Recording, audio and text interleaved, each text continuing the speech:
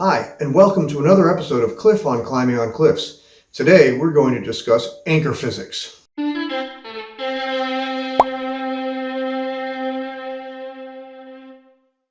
Yeah. We won't do a lot of math. The idea is to give you visual cues you can use to set anchors and judge the relative safety of different anchor setups. For the sake of simplicity, we will look at anchors made from 2 anchor points. Most bolted anchors consist of 2 bolts. Most trad gear anchors consist of more, but when we break down the forces on your anchor, we're going to look at how those forces are applied to an individual piece or bolt. Those forces are determined by the angles that your slings, cordage, or chains make between adjacent pieces of gear or bolts. When I pull on a sling attached to a bolt, I exert a force on that bolt. That force can be broken into components in 3 directions in 3D space, but we're only going to focus on the plane of the rock wall, the up, down, and side-to-side directions. So when I pull on the sling, the force on the bolt consists of vectors, one pulling to the side parallel to the ground, and one pulling down perpendicular to the ground. These horizontal and vertical force vectors add together to make the diagonal pull on the bolt. This would be the same as if there were 2 cliff clones yanking on 2 slings, one pulling horizontally and one pulling vertically, each with enough force to equal what I'm exerting diagonally on the bolt right now by myself. As I pull the sling at an angle more sideways, approaching pure horizontal, the horizontal component, or vector, makes up more of the total force, while the vertical component gets smaller. Similarly, as I pull the sling more towards the ground, the horizontal contribution gets smaller, and the vertical component makes up the lion's share. When the sling is dead vertical, all the force is directly down. There is no horizontal component. Math nerds like to figure out how much of a given pull is distributed between the horizontal and vertical vectors, using trigonometry around the angle of pull. Since the horizontal and vertical vectors are always perpendicular to each other, making a 90-degree angle between them, math nerds can also use the Pythagorean theorem to figure out those values. Nobody expects you to pull out a protractor and a slide rule to figure out the relative forces on an anchor when you're dangling on the side of a rock. Instead, we eyeball the angles to figure out the relative pull on the vertical and horizontal axes. The key to estimating the force on your bolt is all in the angle of the dangle. The closer the sling or chain is to vertical, the closer to minimum force you are applying to that anchor point. What's really cool is the ratio of forces between the horizontal component, the vertical component, and the resultant diagonal pull is the same as the ratio of the lengths of each part of the triangle they make up. All you have to do is compare the size of the triangle your sling or chain makes, and your forces have the same ratio. You don't need to know the values. Just look at the triangle sides and their relative size compared to each other. As a shortcut in the field, simply look at the anchor and the angle formed by the slings or chains. The geometry is pretty straightforward. The angle formed by the equal length slings between 2 anchor points is twice the angle of the load vector. So, wide anchor angle bad, narrow angle anchor good. Easy. Okay, time to get a little nerdy here.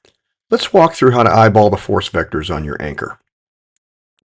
If we load this anchor with 100 pounds, each half, and thus each bolt, takes 50 pounds of the weight. Those 50 pounds are held up by the vertical component, the vertical vector of the applied force. The force applied to the bolt is the diagonal vector. The diagonal vector is going to be greater than 50 pounds, as we see by lining up the 2 vectors.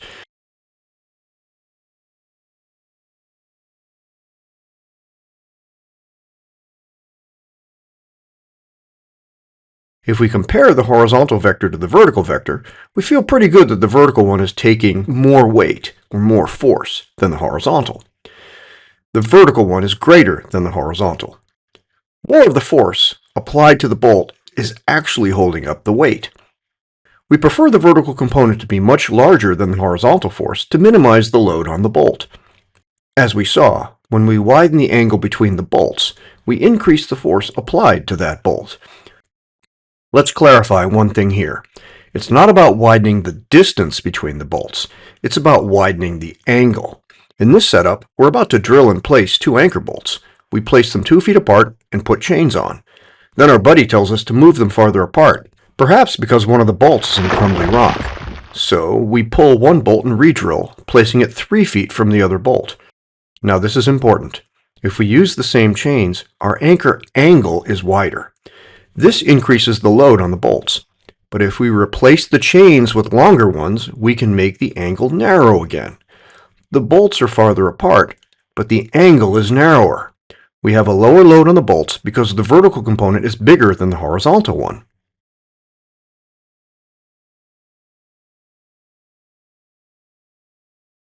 When we load our bolt or protection straight down, the horizontal component is 0, and the force on the bolt is just the weight applied to the anchor.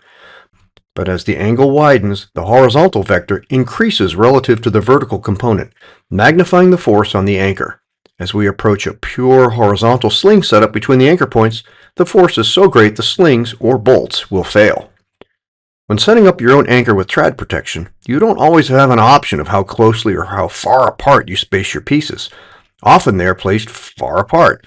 In that case, you need to use longer slings or cordelettes to narrow your anchor angle.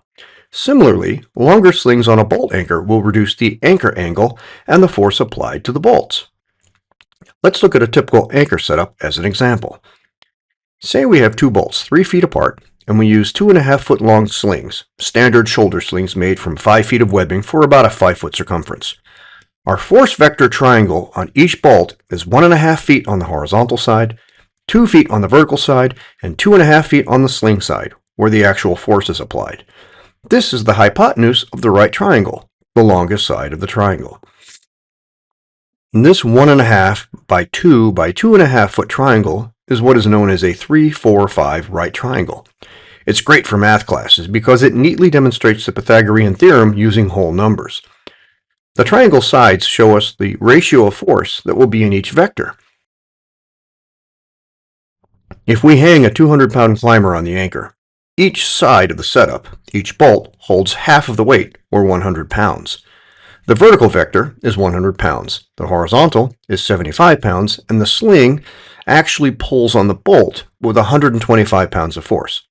That's 25 pounds more than the body weight that the bolt is holding up. Let's look at the 3-4-5 triangle math. The ratio of force applied to each side is 3 to 4 to 5. 4 pounds of vertical weight on the bolt translates to 3 pounds of horizontal weight for a combined pull of 5 pounds on that bolt along the sling. What that means is for this kind of setup, where the angle between the sling and the vertical plumb line is about 37 degrees, the force on the sling is 1.25 times the climber's weight that bolt is holding up. If our anchor is set up with the sling pulling at a 45-degree angle, where the angle between the two slings is 90 degrees, the load on the sling increases to about 1.4 times the vertical load. So, for a climber's approximation, it's about 1.5 times the vertical load. Again, the narrower the angle, the closer the load on the bolt comes to the actual weight it's holding up. In a 2-bolt system, that's half the climber's weight on each bolt. Back in the 80s and 90s, climbers often set up anchors with cables or slings through 2 bolts or pitons in a continuous loop, something the Europeans came to call the American Death Triangle. Unlike our demos we've seen where 2 slings or chains comprise the anchor, the Death Triangle runs the single sling or cable through.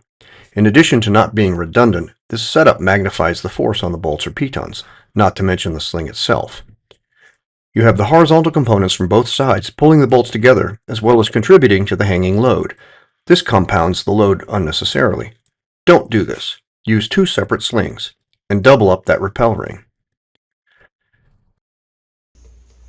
Those of you who drill and place bolts need to consider the angles, especially if you're equipping the anchor with chains and gear to rappel or lower from.